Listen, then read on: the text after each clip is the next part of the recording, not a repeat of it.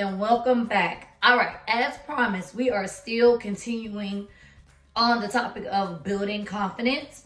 All right, so this week's tips.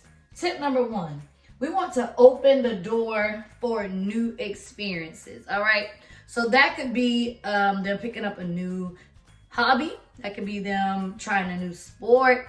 That could be them reading something new, trying something new in a different subject in school.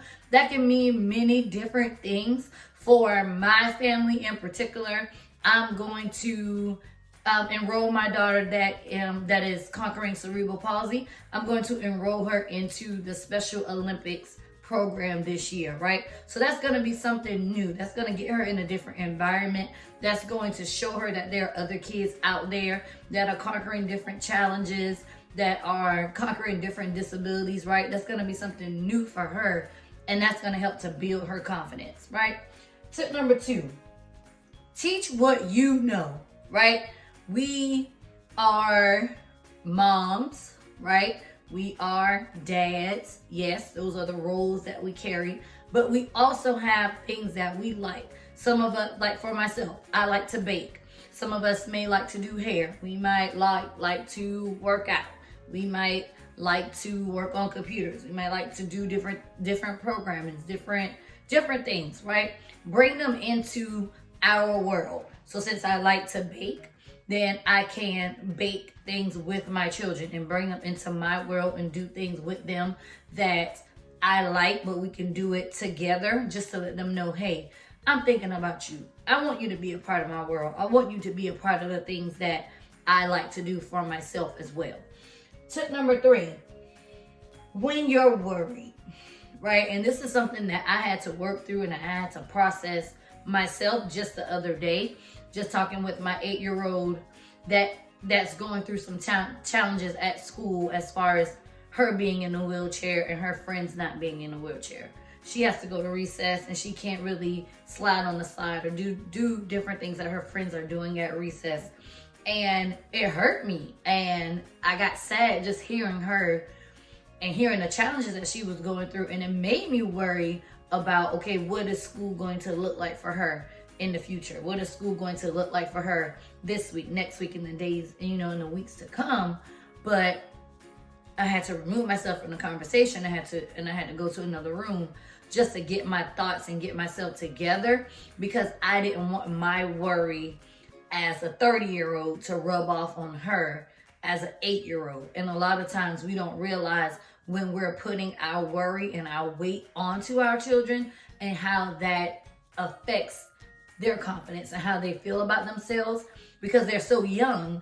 They think, can I fix this? Can I do something? Did I do something wrong? Right? So that's why it's so important when we are worried and when we are afraid or when we're anxious that we don't project that onto them, because they're not at the age where they should have to deal with adult issues, right? I'll just put it like that. They shouldn't have to deal with what we're dealing with, and that affects their mentality. That affects how they think.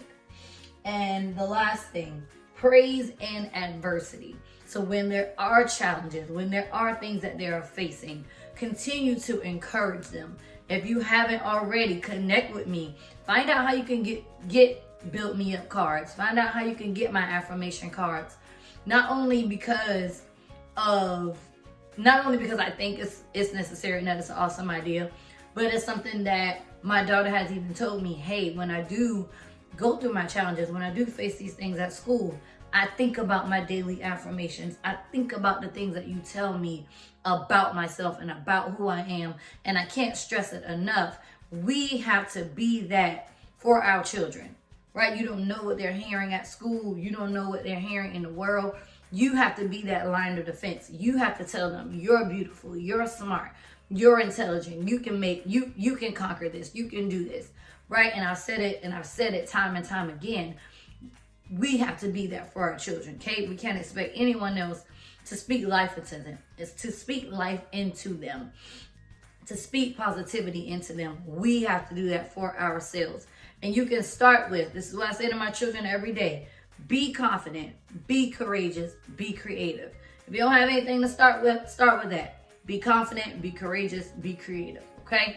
And the last thing, as always, have fun, have fun, have fun with it, right? We have to build our children up, whether it is a new experience like going on a trip or going in the backyard, laying out, camping, going somewhere that you haven't done before, even if you have to catch the bus, even if you have to catch an Uber, even if you have to catch a Lyft. Just do something new with your kids. Expose them to something new that you can do together, even if it's in your house, making a craft, making a cake, anything that exposes them to something new that lets them know, hey, my mom, my dad, my grandma, my auntie, whoever's taking care of me, they're including me in their life. They're doing things with me and not just for me. And then we have to, and that goes into teaching what we know, right? Teaching what we know. If you know something, show it to them, teach it to them, right? So that they know it too.